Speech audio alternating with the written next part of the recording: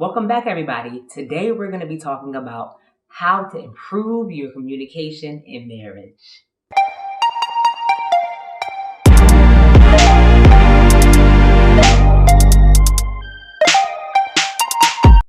Welcome back to Worth the Work. I'm Amia. And I'm Emmanuel. And if you're new to our channel talks about everything from marriage, family, and parenting.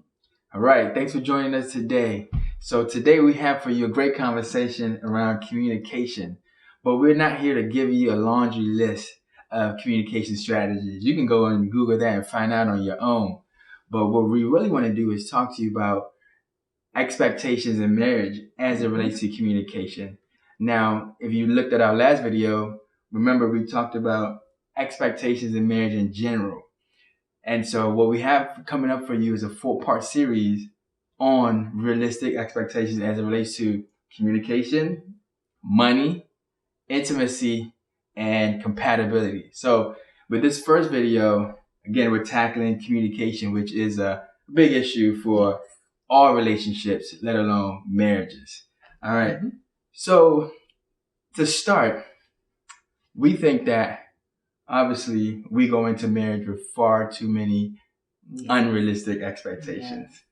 And so with communication being a big part of marriage, that ultimately is one of those areas in which we see all of those unrealistic expectations. So here we have 3 key points for you, and we'll share our experiences in terms of how we have managed to get through around these expectations. So the first thing that we have in terms of moving from unrealistic expectations to realistic expectations for communication is, the first one is you have to expect your spouse to be who they are.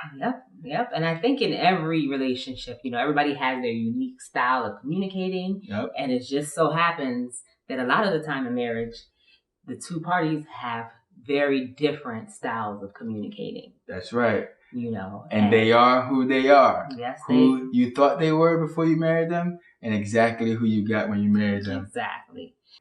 Now, in most relationships, there seems to be the dynamic of, in terms of conflict resolution, an avoider and a confronter, which seems to be the case in our relationship. We have this dynamic going on. So we're going to let you guess. Who do you think the confronter is and the avoider is in this relationship? Go ahead and tell him, babe. Well, in our relationship, I am the confronter. The confronter. Yes. I have no issue with bringing up issues. When there's a problem, I like to, face it head on, and that's my style of communicating. And so, Emmanuel, tell us a little bit about your communication style as the avoider. So as the avoider in this relationship, I prefer, when there's a conflict, if we don't necessarily need to rush into it and talk about it, why do that? If it may take a couple of days before I'm, thinking about it and want to bring it up, but there's no rush for me to get to it, He avoids it. It's not about a rush. If I don't confront it, he will. We're going to get to it eventually. We live together. Nobody going nowhere, so we're going to get to it one way or another. But I would avoid the conflict initially. So that's the dynamic that we deal with. And so as a confronter, Mommy, again, as she said, has no problems tackling the issue head on. And for Emmanuel, as the avoider, he is comfortable, not necessarily tackling things head on, or just taking his time to process things and think about them.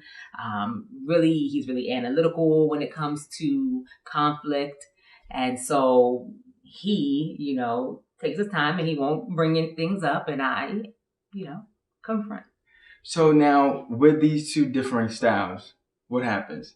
She has to expect me to be the avoider, and I have to expect her, as I do, to be the confronter. I am who I am, and she is who she is. She gonna be who she gonna be. Exactly. And with that, there were times, especially in the beginning of our marriage, where I'm like, well, I'm not saying nothing this time.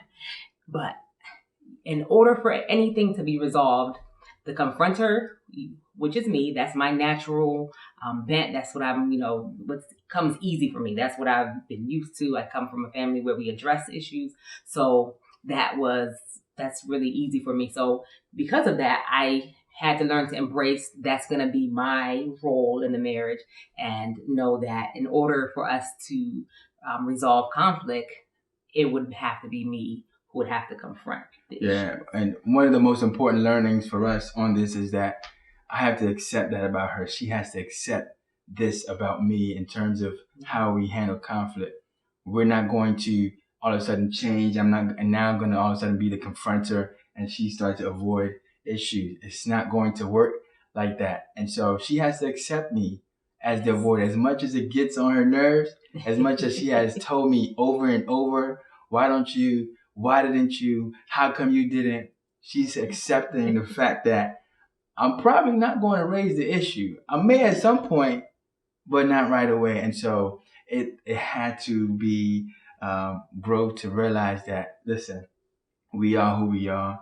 I am who she thought I was, and the same for her. And so there had to be an acceptance of who God has made us, really, in terms of how we have come to accept or handle conflict. Right. And so once I accepted who he was, the level of frustration when it came to dealing with conflict definitely went down, because I realized, okay, this is who he is. I'll confront it. I'll give him time to process it, Right. and then we will work through it. But I could not take the stance that I'm not going to be confronting it this time. No, then things will never ever be resolved if you take that stance. Fortunately or unfortunately. Right. Yes. All right. So hope you got that. So the second thing that we want to share with you in terms of expectations around communication, realistic expectations, that you have to expect your spouse to come along gradually. That's the key. Gradually. So with expectations in marriage, as we talk about having realistic expectations, we do expect each other to make adjustments. Yes. Now, we're not saying just expect the person to be who they are and that's it. And not grow or, develop or mature in, those different areas.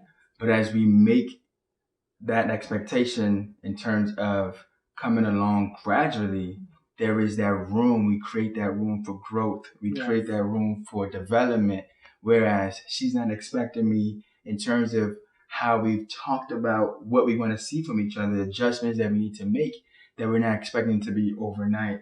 And so there is change. There is room for development and growth within the expectations. And it's important. It's important that each of you, as you come together and begin to understand each other, that you do grow and you do challenge your natural inclinations. Absolutely. I can't always stay the way that's comfortable. As we know, there is no growth without being challenged, without being uncomfortable.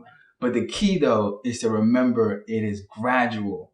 When we don't give that room, that grace for that gradual development, where we expect it to be overnight, this is where we experience a lot of the friction, bumping heads and friction. And we see relationships, again, especially as it relates to communication, start to deteriorate, because now we don't understand one another. Why can't she operate the way I want her to? Why can't he operate the way I've told him I want him to? Right. And so this is really, I think, a great point that we have to understand. Right? And then the last point, the third point that we think is so also very important here is, if we want to really have realistic expectations, we have to be able to expect to be frustrated along the way. Frustrated along the way. There's no way around it. We are going to be frustrated as we, see who we are and what we're dealing with, as we definitely expect gradual growth and development. That comes with frustration. Right. And because you two are coming from two different communication styles, two different, backgrounds, there's going to be a tension when it comes to communication. And it's going to be frustrating until you, learn to adjust to each other's styles, until you learn to understand each other's way of communicating. You're speaking two different languages. Now you have to speak those languages and understand each other. Yeah. And that is going to be frustrating. Yes. And even further, when we understand each other, or at least think we do, this is where it's critical to expect still to be frustrated. Yeah. Because we are going to have those days where it's, geez, why can't he get it? Yeah. Why can't he? I've told him 200 times that all I want him to do is just bring up the issue when it happens. Instead of walking around here like nothing happened, trying to be all, buddy. So that's going to frustrate. No matter how much we say we understand each other, we're always going to revert back to what's comfortable for us. Yeah. And so that frustration is going to be there. But as we expect to be frustrated, again, we can deal with it a lot easier as opposed to letting this take us to places where we don't want to be. Right. So I think that's critical. Yeah, and I think it's important to be willing to go through the frustration and go through the difficult parts in order to learn each other's language. Like imagine somebody being dropped off in a foreign country. You don't speak the language. When you're there, you want to, be able to buy groceries. You want to be able to get to places, and you have to figure out what the language is and how they communicate. And you can't just sit down and not do anything. At some point, you're going to have to, challenge yourself. You're going to have to meet the frustration, work through them in order to eventually learn the language of the country and be able to live more easy. And apart from the two different communication styles you and your spouse have to deal with, there's also a lot of outside influences. We live in this very imperfect world where, different things are happening. When you're at work, you may have had a stressful day and you need to come home and communicate with something. Maybe you're home with children and you've had long days and you're tired and you don't want to do the work of, learning each other's language or being patient with each other. Just don't feel like it. You don't feel like it. So expect that frustration because of your individual styles of communicating and everything else, every other outside factor that is going to be a challenge.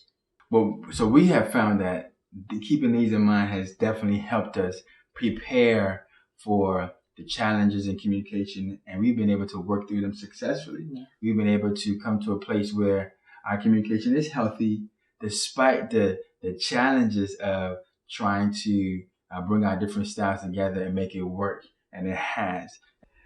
As we wrap up here, I want to quickly rehash what we've shared with you. And those are 3 quick things that we've given you if you want to adjust your expectations in order to improve your communication in your marriage.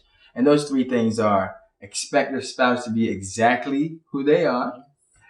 Expect your spouse to make adjustments, but gradually. Yep. And then lastly, expect to be frustrated along the way. It's part of the process, just simply a part of the process. And so before we let you go, we want to challenge you. Come to the table with your spouse. Have a conversation. Ask each other and make sure you are clear on what your communication styles are. Particularly as it relates to conflict resolution. What are your styles? How do you two prefer to communicate? And then consider where you guys can show each other more grace. Where is it that you can show each other grace as it relates to how you operate? That's our challenge to you. But until next time, until part 2, where we talk about money. Oh boy. Take care, and we'll talk soon. All right. Peace.